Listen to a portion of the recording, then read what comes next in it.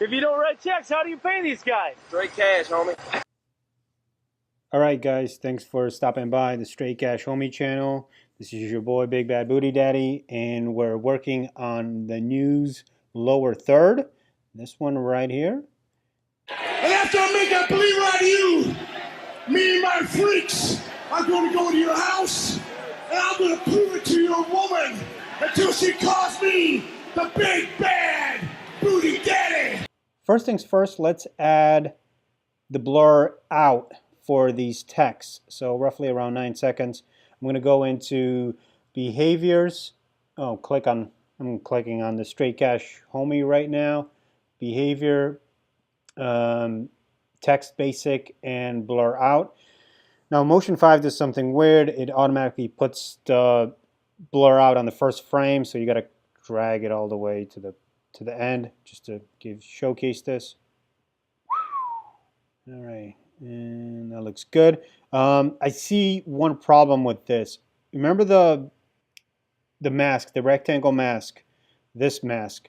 It's gonna later on move to the left to fade this out. Right now it's not moving. We'll get to that.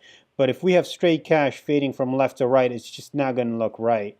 It looks great coming in, but I want to go opposite. So quick change in the inspector, double click on or click on blur out and find the blur out in the inspector, behaviors, and go under controls.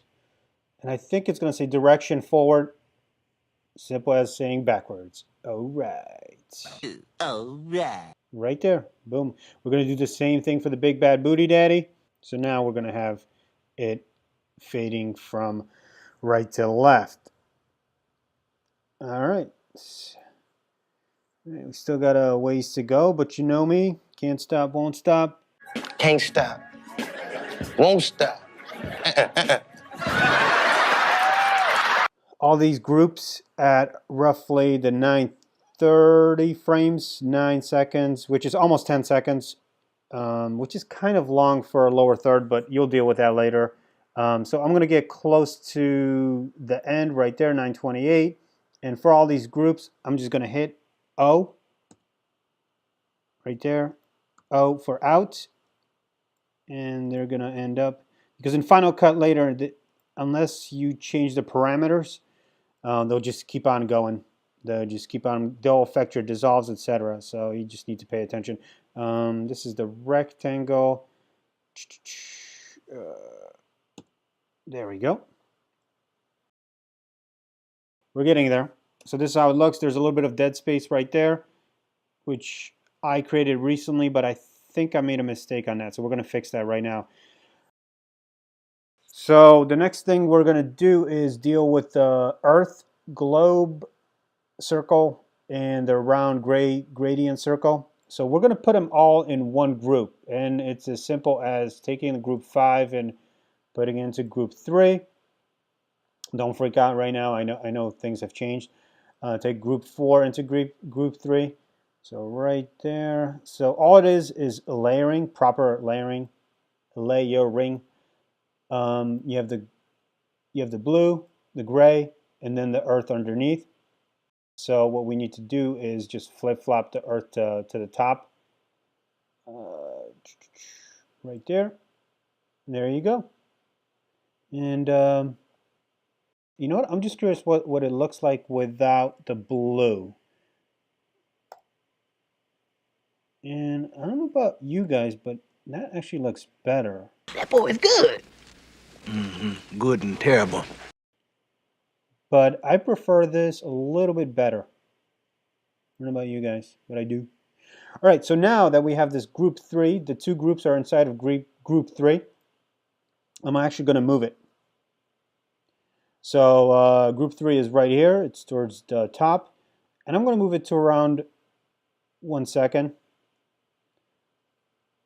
1 second. It really doesn't affect anything that much. I just moved the whole group.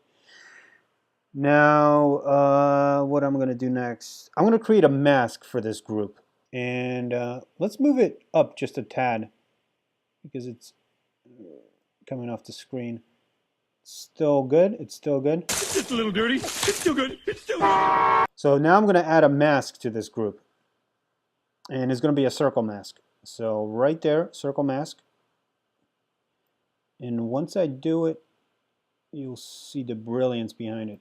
It is still in the parameters of the group, but if you do move the mask, see what happens? In a sense, it's the same thing as the rectangle is happening. So I'm going to introduce the Earth, the globe, like this. Now what I'm going to do is add feather. Remember before we were doing with the negative and positive? I'm going to blow it up. So when it comes in, it'll be nice and gradual. That. Smooth, smooth. Smooth. All right. It's as simple as on the first frame with the mask, positioning it over so you don't see it. Press record. Move it to about second.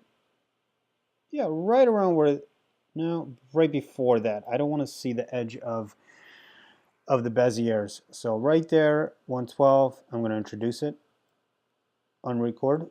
So let's see what happens. Woo. Nice. Nice. That looks nice. That looks nice. So quick. Boom. Boom. Boom. So, yep. All right. What else? And the circle mask, unfortunately, went over. We want to keep it around 9. So let's get to 9 and hit O for out. You can really play around with it later. So everything's fine right now, except the last 2 things will be to use those 2 masks to take us out. Oh, by the way, something's going on with that little flare. Woo! Let me just go back and double check. Something doesn't add up with that circle. There's 1. And there's 2. So 1 is right there, and the second one is right there. The problem is, I wanted to have the second one here. Right. All right, guys. So as I'm watching this, I noticed something, and I have no idea how this occurred. I don't feel like going back. But notice the second circle, this one right here, the one that's traveling. Oh, there we go. It drops, and I don't want it to drop. So I'm just going to click on this one and delete it. So we have a small problem. We want to make the circle disappear. When I was doing all the outs, I accidentally hit these 2. So I'm going to shorten them up. And now you'll see how the first flare just goes and disappears. The second one, here it comes. Here it comes and disappears. There you go. I'm sorry about that, guys. I accidentally hit out on the circle, so that's why they extended all the way to 9. So right here, the globe is going to disappear mainly because their mask right there. Yep. But we want to finish this up with the actual circle mask. So here's a trick without doing keyframes, as in opening up Windows, keyframe editor underneath, and all this goodness right here. When it's simple, you can bypass the keyframes. So what you do is, once you get close right here, hit the little arrow, which is also the last frame, and you lock the point. And here's the trick. Move the playhead just a tad, and I mean like a frame. Move the mask just a tad. It really won't affect anything. And it locks it in that spot. So now when you go to roughly 9 seconds and you bring it up, that happens. So you locked it in so it will stay there. Because if you don't lock it in, it will just come in and then go out within a second or less than that. So you locked it in, it's staying. Right around 8 seconds, it says, all right, I'm out. Boom. But what we want is that rectangle mask to disappear earlier so you don't see that edge right there. You don't want to see that. So, rectangle mask, same deal. It's right here. I'm going to hit lock point, move it just a tad. It won't really affect it. And then go all the way to here, which is 9 seconds, and make it disappear. So we'll see if the timing's right. If not, we'll change that. This might be a little slow because my laptop is acting up. Just from the beginning. There you go, Big Bad Booty Daddy. And they called me the Daddy. That's the Big Bad Booty Daddy. Just a tad slow on that on the mask. So you could do a couple things. You can undo, which I'm going to do. Undo Command Z. Right there. So roughly right around 8 seconds. 8 seconds. Oh, I didn't go too far enough. So unlock point, and then I'm going to lock it again. Then I'll move the playhead just a tad, move the mask just a tad, and then by 8:25, I want it out. It's still not close. So I'm going to have to alter the text because the text comes in. Boom, boom, boom.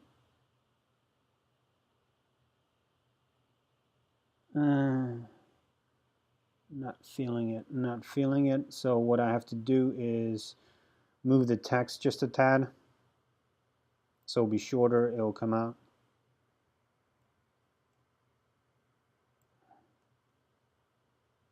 So it'll disappear right there.